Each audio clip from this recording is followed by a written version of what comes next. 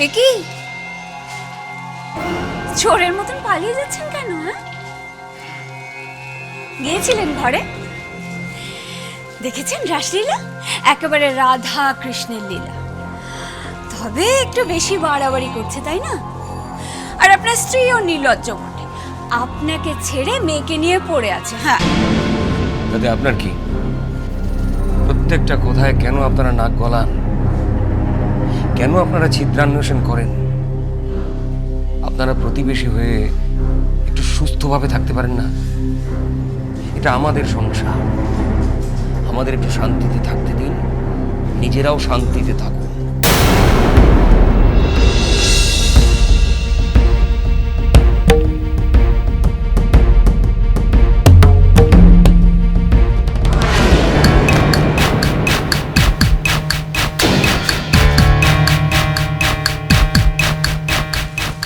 বাবা তেজ এখনো কমেনি দেখছি।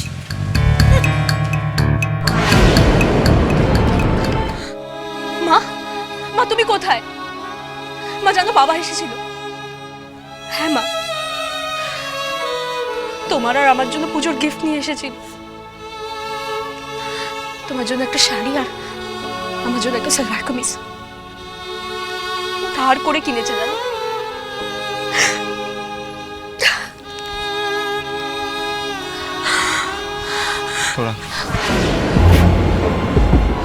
Please Om, don't touch me.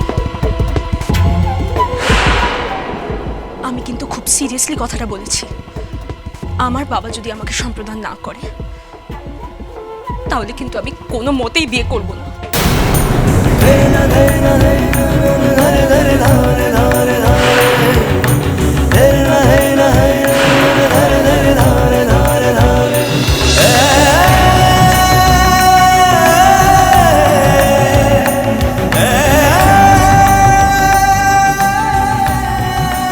একটা মেয়েকে বিয়েতে সম্প্রদান করে তার বাবা, তার জামাইয়ের হাতে।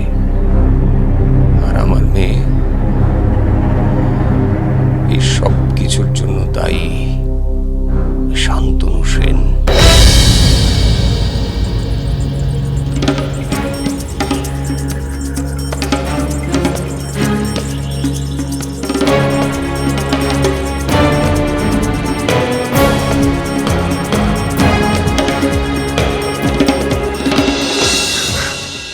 দেখো বাবা আমার জন্য কি সুন্দর সালোয়ার এনেছে। এটাই আমি ষষ্ঠীর দিন পরবো। ষষ্ঠীর দিন কেন, সপ্তমীর দিন, অষ্টমীর দিন, নবমীর দিন আমি এটাই পরবো। আর এটাই পরে আমি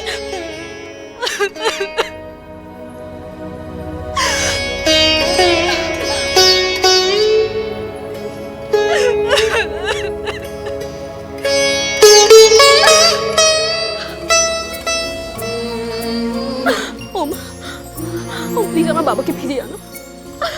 আমার বাবা আমায় ভুল বুঝছো, আমাদের সবাইকে ভুল বুঝছো।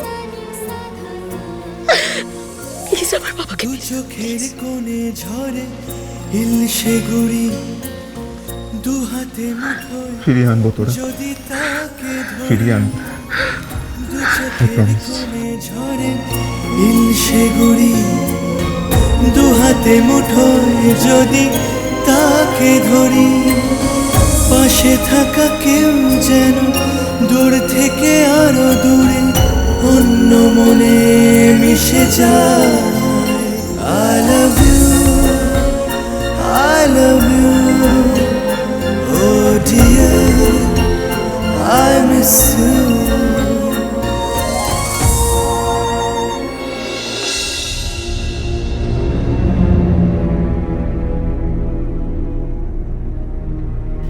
শান্তনু,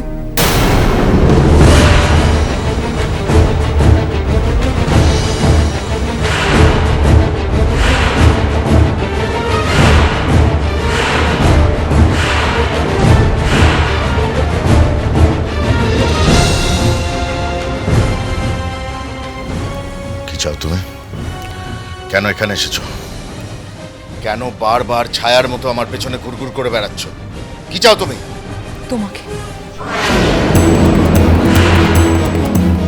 তোমাকে ছাড়া আমি কিচ্ছু জানি না শান্তনু, কিচ্ছু না। শারাপ, কিচ্ছু জানো না না। তোমার মতো মেয়েকে আমি ঘেন্না করি। Just get out of here. আমার মেয়ে পর্যন্ত জিজ্ঞেস করছে আমার জীবনে তোমার স্থান কি? কি বললে তুমি? বললাম কোনো স্থান নেই, কোনো স্থান নেই আমার জীবনে।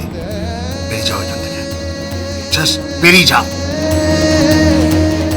আমি তো যাবো না, কারণ এখনো শর্ত অপূরণ আছে।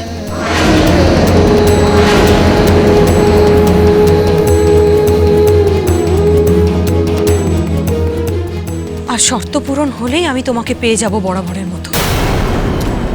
প্লিজ প্লিজ প্লিজ, তুমি কিছু বলো না। আমি যা বলেছি সেটাই হবে। ওমের সাথে শ্রীয়ের বিয়ে হবে। তো তুমি আমাকে বিশ্বাস করো, আমাকে আমাকে কটা দিন সময় দাও। সময় দাও? কি করে হবে? ম্যাজিক জানো তুমি? জানি তো, দেখোই না কি করি। কি আর করতে পারেন?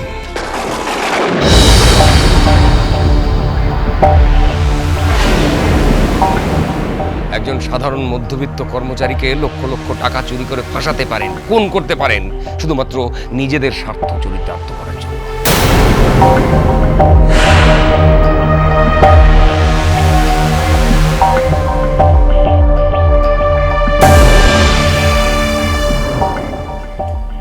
আপনি এখানে কি করতে এসেছেন? এসেছি আপনার সঙ্গেই কথা বলতে।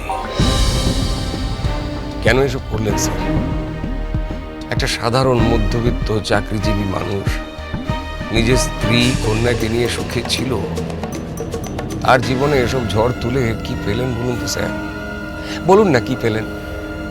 আচ্ছা, আপনি কেন দিলেন ওমকে ওই ফ্ল্যাটটা?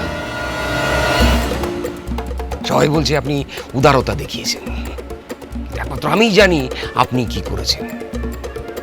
আপনি আমাকে খুব ভালো করে চিনতেন। আপনি জানতেন যে জামাইয়ের দেওয়া সম্পত্তিতে অজয় মল্লিক পা রাখবে না। তাই আপনি ভাবলেন, দেখ দেখ অজয় মল্লিক, দেখ আমার মেয়ের বিয়ে তো ভেঙেছে, এবার দেখ এমন অবস্থা করব যে তুই আর তোর মেয়ে কোনোদিন এক ছাদের তলায় থাকতে পারবি না। কেন করলেন স্যার এটা? কেন করলেন? মিস্টার মল্লিক, আপনি আমার কথাটা বোঝার চেষ্টা করুন। না না না না, আর কোনো এক্সকিউজ নয় স্যার, আর কোনো এক্সকিউজ নয়। আপনি তো আমার মেয়ের বিয়েটা হতে দিলেন না। কি বিশ্বাস হচ্ছে না তো? জিজ্ঞেস করুন ওনাকে। উনি তো আমার বাড়িতে গিয়েছিলেন, জিজ্ঞেস করুন। হোয়াট?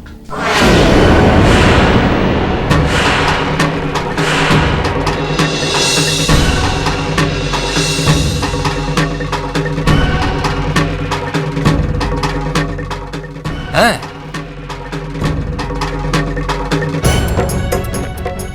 কি ম্যাডাম বলুন না, আপনি জাননি আমার কাছে? হ্যাঁ, এই ঐশী ম্যাডাম আমাকে সবকিছু বলেছে। ওই টাকা কে চুরি করেছে, কখন চুরি করেছে, সব সব উনি বলেছেন। কি বলছেন কি উনি? হ্যাঁ, জেনে নিন, ওনার কাছ থেকে ভালো করে জেনে নিন।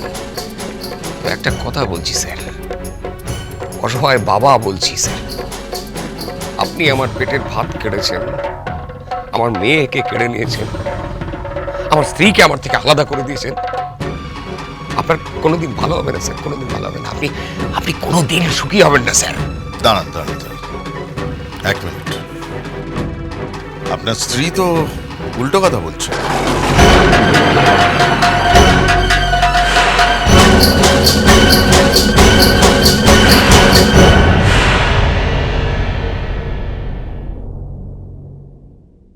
তোরা হ্যাঁ গ্র্যানি, তুমি বাড়িতে পা দিতে না দিতে এই বাড়িটা আমার তাসের ঘরের মতো ভেঙে পড়ল।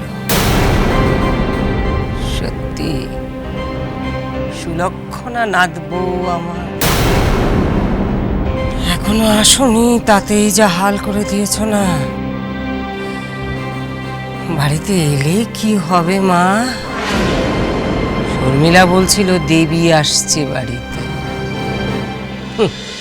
ভালোবাসাটা ভালোবাসাটা ভালোবাসাটা